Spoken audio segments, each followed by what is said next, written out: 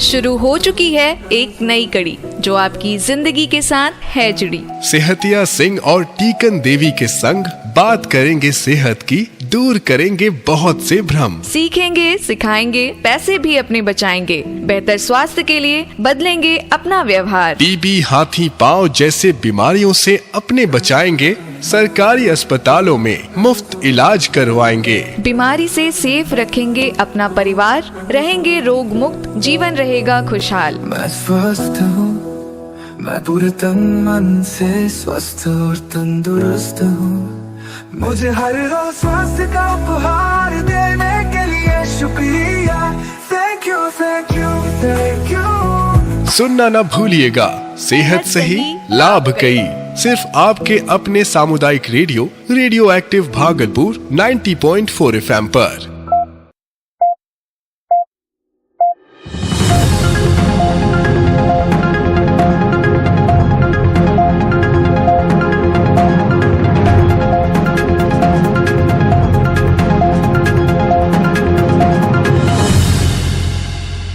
नमस्कार दोस्तों, आप सुन रहे हैं सामुदायिक रेडियो एक्टिव भागलपुर। मैं हूं आपका RJ Mehtab.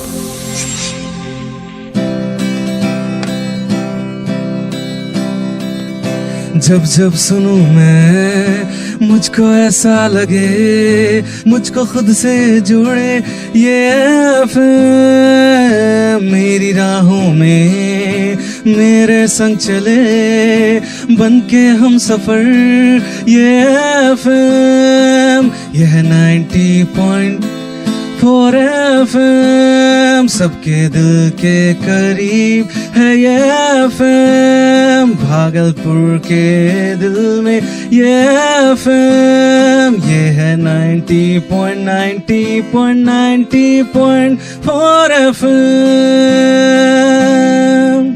It's your voice. स्वागत है स्मार्ट द्वारा समर्थित कार्यक्रम श्रृंखला सेहत सही लाभ कई के अगले भाग में, और हमारे साथ आज आई हैं टीकन भाभी जी। बिल्कुल, जैसा कि कहते हैं स्वास्थ्य ही सबसे बड़ा धन है। अगर तन मन स्वस्थ है तो धन की भी बचत होती ही रहेगी। बिल्कुल सही। आरजे मेहताब जी, आज मैंने आपके सेहतिया भैया से कह दिया कि आप तो सिर्फ मुश्किल बातें करते हैं, चीजों को साधारण बोलचाल की भाषा में लिसनर्स के बीच रखनी चाहिए। इसलिए आज मैं जाऊंगी स्टेशन। अरे भाभी, ये आपका ही स्टेशन है, जब चाहे तब आए। वैसे सेहतिया भैया ने तो काफी काम की बात बताई थी पिछले एपिसोड में। खैर चलिए आप ही बताएं, आखिर आज आप क्या बताना चाहती हैं? अरे उनकी बात भी सही थी, पर देख रहे हो आप बारिश किस कदर हो रही है और जगह जगह बाढ़ और पानी जमा है। तो इस पानी के जमाव से मच्छरों की संख्या भी बढ़ रही है, और जहां मच्छर होंगे तो साथ में होंगी अनेक बीमारियां। अब आप देख ही लीजिए, कहीं डेंगू, कहीं मलेरिया, कहीं काला आजार तो कहीं फलेरिया, और ये सब नेग्लेक्टेड ट्रॉपिकल डिजीज है। क्या है ये सब? नेग्लेक्टेड ट्रॉपिकल डिजीज यानी उपेक्षित उष्णकटिबंधीय रोग। यह उपेक्षित मानी जाती है क्योंकि अन्य बीमारियों की तुलना में इन्हें कम शोध निधि और सार्वजनिक स्वास्थ्य का ध्यान मिलता है, जबकि ये गंभीर रोग एवं मृत्यु का कारण बनती है। तो भाभी चलिए, ये तो सही मौका है, और आज हम अपने पिछले विषय को आगे बढ़ाते हुए बात करेंगे फाइलेरिया की, यानी हाथी पांव की बीमारी की। सही कह रहे हैं। तो एनटीडीएस यानी उपेक्षित उष्णकटिबंधीय रोग ऐसी बीमारियां जो अक्सर गरीब और ग्रामीण इलाके में फैलती है, जैसे कालाजार, कुष्ठ रोग, डेंगू, चिकनगुनिया और फलेरिया। इनका इलाज और रोकथाम है, लेकिन जागरूकता की कमी के कारण लोग तकलीफ उठाते हैं। वो कहावत है ना, सावधानी हटी दुर्घटना घटी। बिल्कुल सही। तो चलिए सबसे पहले सुनते हैं बॉलीवुड एक्टर मनोज वाजपेयी का फाइलेरिया पर खास संदेश। नमस्कार। सबकी तरह मैं मेहनत करने से पीछे नहीं हटता। हमारी मेहनत ही हमें जीवन में आगे लेके जाती है।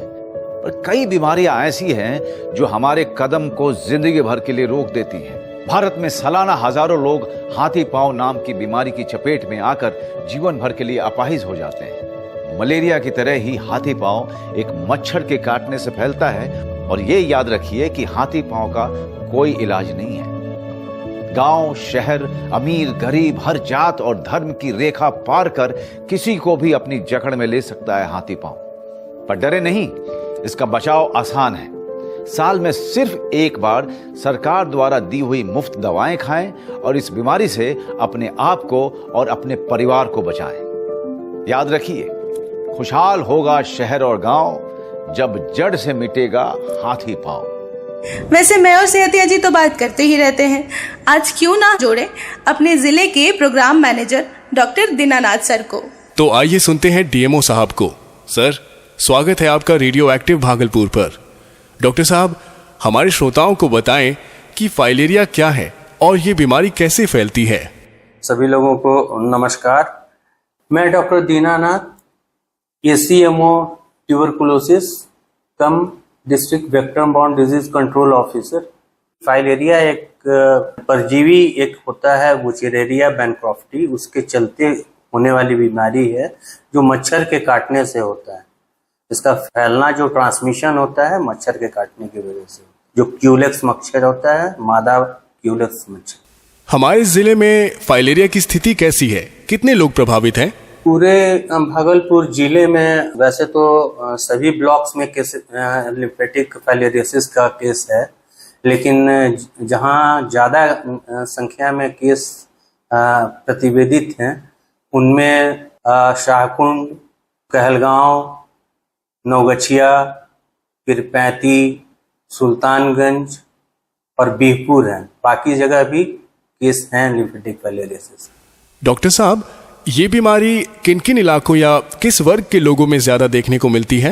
ये बात लोगों को जानकारी होनी चाहिए कि ये चूंकि मच्छर के काटने से फैलने वाली बीमारी है, तो जहाँ पर भी मच्छर ज़्यादा पनपता होगा उस एरिया में इसके फैलने की संभावना ज़्यादा होगी। साथ में जिस ब्लॉक में ज़्यादा नंबर ऑफ केसेस हो गए लिम्फेटिक फाइलेरियोसिस के और वहाँ पे मच्छर भी हैं, तो फैलाव होने की संभावना बढ़ जाती है। तो वैसी आबादी जो इस तरह के माहौल में रहती है, जैसे गरीब तबके के लोग जिनका झुग्गी झोपड़ी वाला घर है, प्रॉपर मकान नहीं होने की वजह से ऐसे जगहों में उनका मकान बना हुआ है जिसके आसपास जल जमाव होता है और जिसमें मच्छर अपना अंडा दे सकती है और वो उन अंडों से फिर मच्छर पनपते हैं। एडल्ट जो मच्छर होते हैं वो बन सकते हैं। और घर में भी उनके पास वैसी सुख सुविधा नहीं है जिससे कि वो मच्छर से अपने आप को प्रोटेक्ट कर सकें। कितने घर ऐसे हैं गरीब जो मच्छरदानी भी इस्तेमाल नहीं करते हैं, वैसे लोगों को होने की संभावना ज़्यादा है। सर, ये बताएं, क्या फाइलेरिया छुआछूत की बीमारी है? लोग क्यों गलतफहमी में रहते हैं? फाइलेरिया छुआछूत की बीमारी नहीं है। जैसा कि आप जानते हैं कि मच्छर के काटने से ही फैलने वाली बीमारी है, किसी के छूने से या किसी के साथ रहने से होने वाली बीमारी नहीं है। लोगों में अब भी कौन कौन सी भ्रांतियां या डर हैं जिनकी वजह से वे दवा खाने से बचते हैं? इसका मुख्य कारण जो है वो है कि उनको इस बीमारी के बारे में जानकारी की कमी होना। साथ में है कि लोगों का ये प्रश्न होता है कि जब ये बीमारी मुझे नहीं है तो मैं दवा क्यों खाऊं। सबसे बड़ा प्रश्न है जिसके बारे में लोगों को जानकारी होनी चाहिए, देना जरूरी है। लोगों को अवेयर करना है कि हम और आप, कोई भी आदमी, आज हमारे अंदर लक्षण प्रतिवेदित नहीं है, लेकिन अगर हमको फाइलेरिया का परजीवी मेरे अंदर में मच्छर के काटने से आ जाता है तो हमारे शरीर में उसको डेवलप करने में काफी वक्त लगता है, जो 5 साल से लेके 15 साल तक का समय बीत सकता है लक्षण के आने में। ऐसी स्थिति में आज हम नॉर्मल दिख रहे हैं, लेकिन हो सकता है कि हम इन्फेक्टेड हों, अगले 5 से 15 साल के बीच में हमारे अंदर भी हाथी पांव का लक्षण आना शुरू हो जाए, या और भी जो लक्षण है, बुखार आना, ये सारी चीजें वो हो सकता है।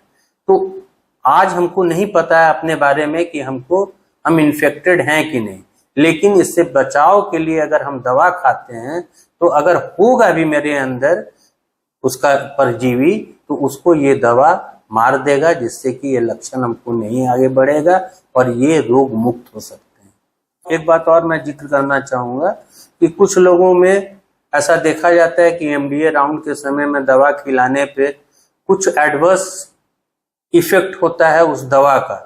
तो इसमें ये भी जानना जरूरी है कि अगर दवा खिलाने से किसी तरह का एडवर्स इफेक्ट होता है, जैसे सिर दर्द, चक्कर आना, बदन दर्द, उल्टी होना, ये सारी चीजें हो सकती हैं। और इनके पीछे कारण ये है कि जब एडल्ट वर्म मरता है तो उसके चलते कुछ रिलीज करता है वो एडल्ट वर्म, टॉक्सिक सब्सटेंस कहिए, जिसकी वजह से इस तरह के लक्षण आ सकते हैं। ये एक तरह से कहा जाए तो पॉजिटिव साइन है कि हमारे शरीर में बीमारी थी और दवा खाने से वो मरा।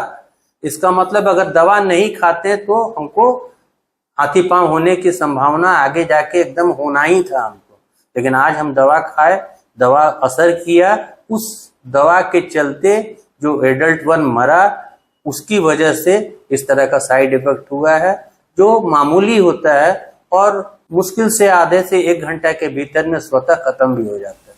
सर, अब हमारे श्रोताओं को ये बताएं कि मास ड्रग एडमिनिस्ट्रेशन यानी एमडीए अभियान क्या होता है और इसमें किन दवाइयों का वितरण किया जाता है।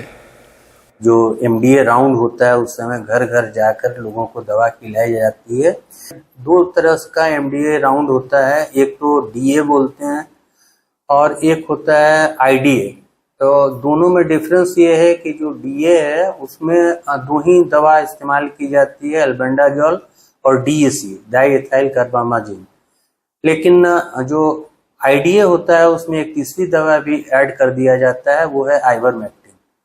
तो इसमें अंतर ये आता है, ऐसा माना जाता है कि आइवरमेक्टिन वाला जो 3 ड्रग रेजिमेंट जिन जिलों में दिया जाता है साल में एक बार, वहाँ पे 3 साल तक अगर लगातार आईडीए राउंड चलता है तो हम लोग ऐसा मान के चलते हैं कि इससे फाइलेरिया से हमको छुटकारा मिल जाता है। लेकिन डीए राउंड में ऐसा बोला जाता है कि इसमें 2 ही दवा इस्तेमाल हो रही है, तो कम से कम 5 से 6 बार इस राउंड को करना जरूरी है ताकि माइक्रोफाइलेरिया का रेट लोगों के में अगर हो भी तो बहुत कम हो जाए, जो ना के बराबर हो और उसका फैलाव ना हो सके।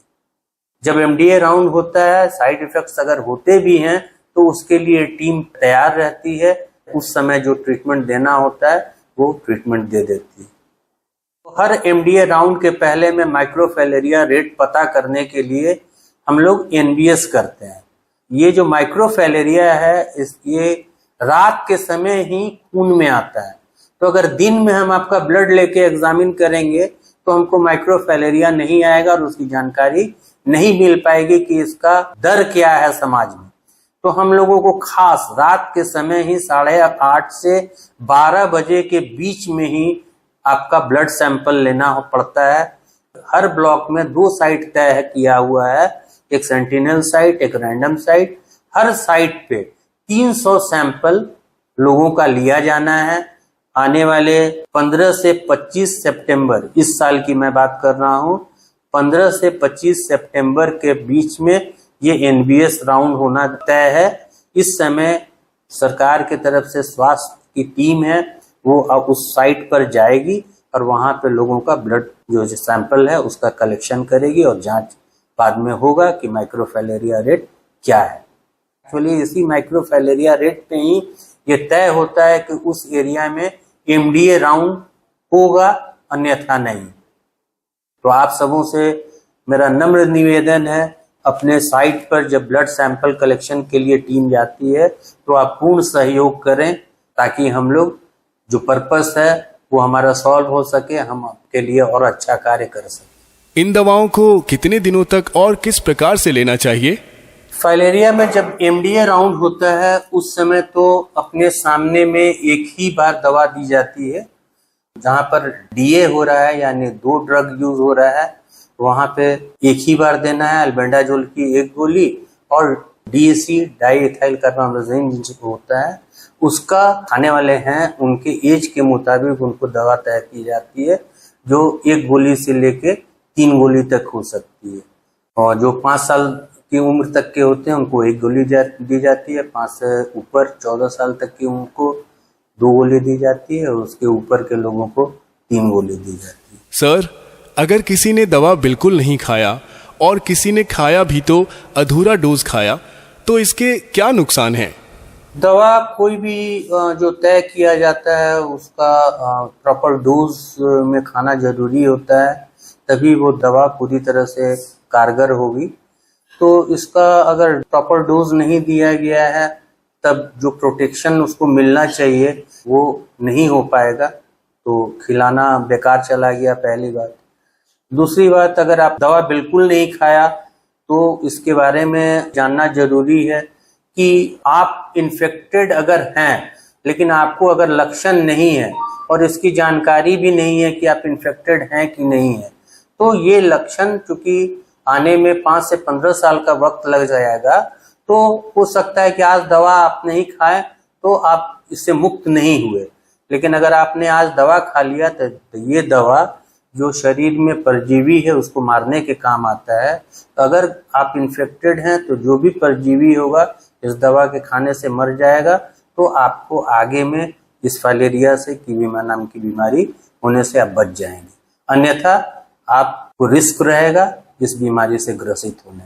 सर, क्या इस बीमारी का इलाज पूरी तरह संभव है? फाइलेरिया का जो अर्ली केसेस होता है और अर्ली ट्रीटमेंट अगर आप स्टार्ट कर देते हैं, उस समय ये दवा आपके शरीर में जाकर जो भी माइक्रोफाइलेरिया है उसको मार देता है। आप एक तरह से कहा जाए कि हाँ, आप पूरी तरह से इससे बच जाते हैं। अगर नहीं आप दवा अगर खाते हैं तो वैसी हालत में फिर वही होगा कि आपके अंदर माइक्रोफाइलेरिया बढ़ता चला जाएगा, समय के साथ में फिर जब उसकी संख्या ज़्यादा हो जाएगी तो आपको लक्षण आने शुरू हो जाएंगे। तो शुरू में तो अगर अर्ली डायग्नोसिस और ट्रीटमेंट हो तो बोलेंगे कि हाँ, इससे मुक्त हो सकते हैं।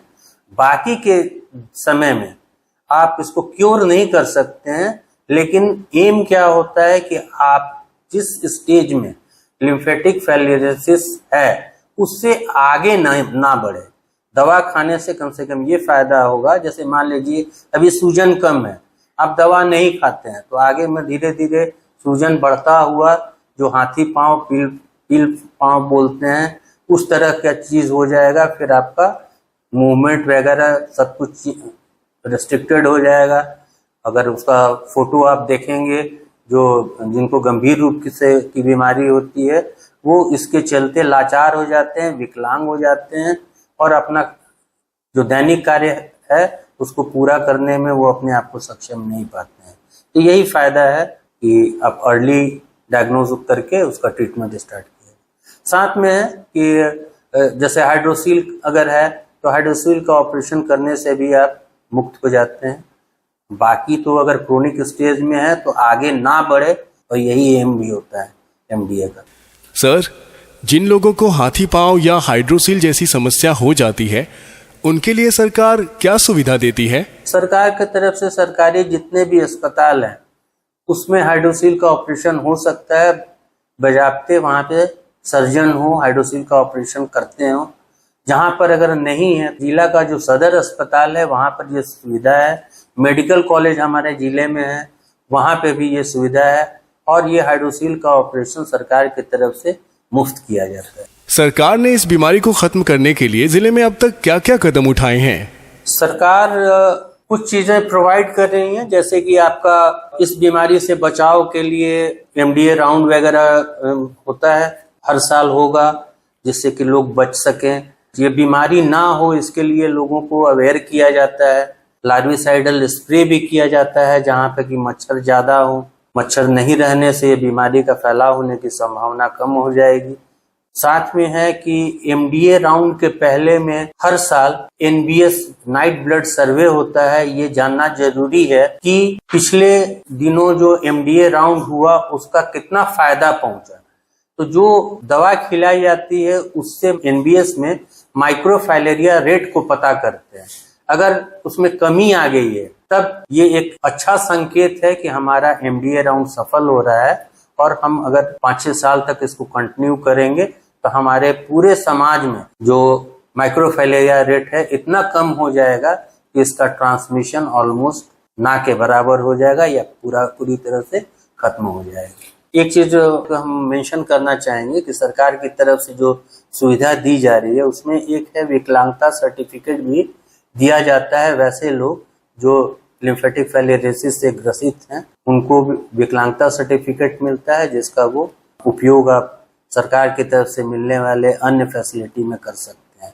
सरकार की तरफ से वैसे लोग जो ग्रसित हैं उनको MMDP किट भी दिया जाता है। तो MMDP किट सरकार की तरफ से दिया जाने वाला मुफ्त ये सुविधा है, जिसमें प्रॉपर केयर वो अपने पैर हाथ का ले सकें जो अफेक्टेड है। उसका साफ सफाई के लिए सामान रहता है, उसमें क्रीम रहता है, एंटीबायोटिक क्रीम रहेगा, कॉटन रहेगा, साथ में चप्पल भी प्रोवाइड किया जाता है ताकि वो पहने तो उसको प्रोटेक्शन मिले। हाथी पांव जिनको हो गया है, थोड़ा सूजन और चमड़े में बदलाव की वजह से सूनापन टाइप का चीज हो जाता है, अगर कोई चीज गड़ जाए तो उनको आभास नहीं होगा कि कोई चीज गड़ गया है और हमको इंजरी हो गई है, तो उससे बचाव के लिए जरूरी है ऐसे लोगों को चप्पल भी प्रोवाइड किया जाए। सर, आप अपने संदेश के रूप में आम जनता को क्या अपील करना चाहेंगे?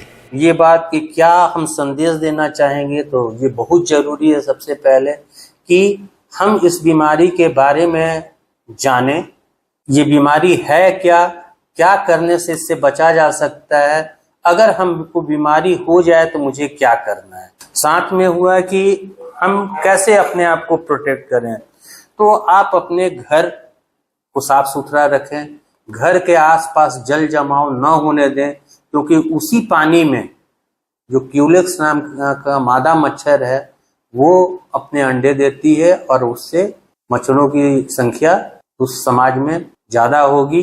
तो चूंकि ये मच्छर के काटने से फैलने वाली बीमारी है तो मच्छरों को कंट्रोल करना बहुत जरूरी हो जाएगा। साथ में अगर मच्छर हैं तो और क्या कर सकते हैं, तो रात में सोते समय आपको मच्छरदानी का प्रयोग करना चाहिए।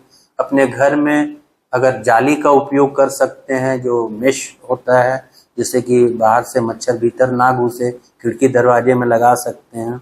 घर के भीतर में जब रहें तो मॉस्किटो रेपेलेंट का यूज कर सकते हैं। फुल स्लीव का कपड़ा पहने, शाम के वक्त में जिस समय मच्छर वगैरह काटता है उस समय आप फुल स्लीव का कपड़ा पहने जिससे कि प्रोटेक्शन मिल सके। और ये सारी जानकारी केवल अपने तक सीमित न रखें, अपने आसपास के लोगों में भी चर्चा करें और उनको जानकारी दें, जिससे हर समाज के हर व्यक्ति को बचाया जा सके और वो अपना बचाव स्वयं कर सके। धन्यवाद। बहुत बढ़िया। चलिए अब सुनते हैं जमीनी सच्चाई हमारी आशा दीदी से। दीदी, सबसे पहले तो आप अपना परिचय दीजिए। जी, मेरा नाम सुनीता कुमारी, केंद्र जगतपुर में लोधीपुर पंचायत से, और मेरे पास 15-16 दो पंचायत मेरे पास है जिसमें मैं सेविका पद पर कार्यरत हूँ। और आपके लिए पहला सवाल ये है कि आपका कार्य क्षेत्र कौन कौन सा इलाका है? मेरा जगतपुर हुआ और मेरे पास 2 वार्ड है, 15 और 16। दूसरा सवाल, लोग फाइलेरिया यानी हाथी पांव के प्रति कितने जागरूक हैं? क्षेत्र में सबको समझाती हूँ, यहाँ के प्रति सभी जागरूक है और सब खाते में सामने में ही सबको खिलाती हूँ और सभी अच्छा प्रभाव से होता है, असर होता है, बोलते ना इसको खाने से फायदा है, खाती है सब। तीसरा सवाल ये है कि फाइलेरिया यानी हाथी पांव का कौन कौन सा दवाई लोगों को खिला रहे हैं? इस दौरान हम लोग एल्बेंडाजोल इसी और डीसी फाइलेरिया का दवाई होता है, वो 3-3 टेबलेट या 2 उम्र के हिसाब से जो होता है उसको मैं खिलाती हूँ। उम्र के हिसाब से 2 या 3? हाँ, 2 या 3 साल में एक बार खिलाती हाँ। हूँ। चौथा सवाल, समुदाय के लोगों का दवाई के प्रति क्या धारणा है? सबकी अच्छी सोच है कि इसी से ठीक हो रही है, सरकारी फायदा मिल रहा है, कहीं को जा नहीं पाती और घर पहुंचा कर देने से फायदा यही वो लोग खा लेते हैं। अच्छा, ये तो बहुत अच्छी बात है कि घर घर जाके पहुंचाई जाती है, कोई कहीं इधर उधर भटकती नहीं। जी जी जी, दवा घर जाके पहुंचाई जा रही है, तो और इससे ज्यादा सुविधा क्या दे सकते हैं? पांचवा यानी आखिरी सवाल, क्या लोग दवाई खाने से हिचकिचाते हैं?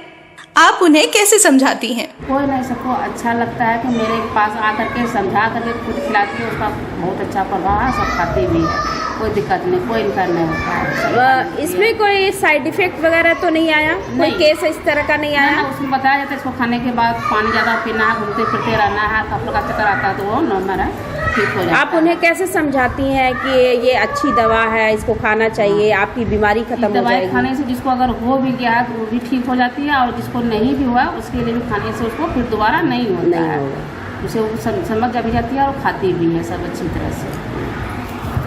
चलिए आपका बहुत बहुत धन्यवाद। आप आंगनबाड़ी की टीचर हैं जी? सेविका हैं जी, धन्यवाद। अच्छा टीकन भाभी, हमने फाइलेरिया पर इंटरव्यू सुन लिए, बातें भी बहुत हो गई। ऐसा कुछ है जो आप हमें बताना चाहती हो फाइलेरिया के बारे में? फलेरिया को रोकने के लिए एक बहुत जरूरी कदम है नाइट ब्लड सर्वे। अरे हाँ, ये तो मैंने भी कहीं सुना है। मैंने ये एक वर्कशॉप में भी सुना था। अच्छा, तो आरजे मेहताब एक बार मुझसे भी सुन लीजिए। हाँ भाभी, बिल्कुल, कृपया बताएं। लोग अक्सर पूछते हैं कि ये नाइट ब्लड सर्वे होता क्या है और रात में ही क्यों होता है। तो सुनिए, फलेरिया के क्रिम को हम माइक्रोफलेरिया कहते हैं। ये बहुत छोटे छोटे परजीवी होते हैं जो संक्रमित मच्छर के काटने से हमारे खून में पहुंच जाते हैं या हमारे लसीकार्पव यानी लिम्फ नोड में दिन में छुपे रहते हैं, लेकिन जैसे ही रात होती है ये बड़ी संख्या में खून की सतह पर आ जाते हैं। ओह अच्छा, तब ही स्वास्थ्य कर्मी रात के समय में ही सर्वे करते हैं। भाभी, इसकी पूरी प्रक्रिया क्या होती है? स्वास्थ्य कर्मी घर घर जाकर लोगों की उंगली में हल्की सी सुई चुभोकर कुछ बूंद खून निकालते हैं। उस खून को स्लाइड पर रखा जाता है और माइक्रोस्कोप से देखा जाता है। इसे तुरंत पता चल जाता है कि उस व्यक्ति के खून में माइक्रोफलेरिया मौजूद है या नहीं। लेकिन टीकन भाभी, ये सर्वे करना जरूरी क्यों है? इससे हमें यह समझ आता है कि गांव या मोहल्ले में बीमारी कितनी फैली हुई है, किन इलाकों में संक्रमण ज्यादा है और किन जगहों पर बीमारी लगभग खत्म हो रही है। सरकार और स्वास्थ्य विभाग इसी जानकारी के आधार पर तय करता है कि कहां दवा वितरण अभियान यानी MDA को मजबूत करना है, कहां जागरूकता बढ़ानी है और कहां बीमारी खत्म करने की घोषणा की जा सकती है। पर भाभी, इसका फायदा क्या है? अगर समय पर बीमारी पकड़ में आ जाए तो दवा देकर उसे आगे फैलने से रोका जा सकता है। इससे गांव के बाकी लोगों की सुरक्षा भी होती है क्योंकि बीमारी का स्रोत कम हो जाता है। लंबे समय से यह सर्वे हमें फलेरिया की जड़ खत्म करने में मदद करता है। कहावत है ना कि समस्या को समझ लिया जाए तो उसका हल आसान हो जाता है। बिल्कुल वैसे ही जब हमें पता होता है कि बीमारी कहाँ है तब हम उसे सही तरीके से खत्म कर सकते हैं। बिल्कुल सही। और भाभी, ये भी तो सही है कि ये बीमारी छुआछूत की नहीं है, लेकिन फिर भी समाज में लोग मरीज से दूरी बनाने लगते हैं। बिल्कुल सही, ये आज भी होता है अपने समाज में। जबकि बीमारी से पीड़ित व्यक्ति को सहारे की जरूरत होती है, लेकिन लोग दूरी बना लेते हैं। मेरा कहना है, मरीज को अपनाइए, उनसे दूरी मत बनाइए। आप बिल्कुल सही फरमा रही हैं। समाज में अब भी बहुत अवेयरनेस की जरूरत है। सबको आगे आना होगा। तो दोस्तों, अब वक्त है शपथ लेने का। आइए सब मिलकर कहें, हम अपने और अपने परिवार की जिम्मेदारी लेंगे, अपने और अपने परिवार के स्वास्थ्य को प्राथमिकता देंगे, क्योंकि सेहत ही असली धन है। सरकारी स्वास्थ्य सेवाओं और योजनाओं का पूरा लाभ उठाएंगे और दूसरों को भी जागरूक करेंगे। साफ सफाई और स्वच्छता का पालन करेंगे ताकि बीमारियों से बचा जा सके। नियमित जांच और टीकाकरण करवाएंगे और अपने परिवार को भी इसके लिए प्रेरित करेंगे। संतुलित आहार और व्यायाम अपनाएंगे ताकि शरीर और मन दोनों स्वस्थ रहे। महिलाओं, बच्चों और बुजुर्गों की सेहत का विशेष ध्यान रखेंगे। जब पूरा समाज स्वस्थ और सशक्त बनेगा, तभी भारत समृद्ध बनेगा। सेहत सही तो लाभ कई।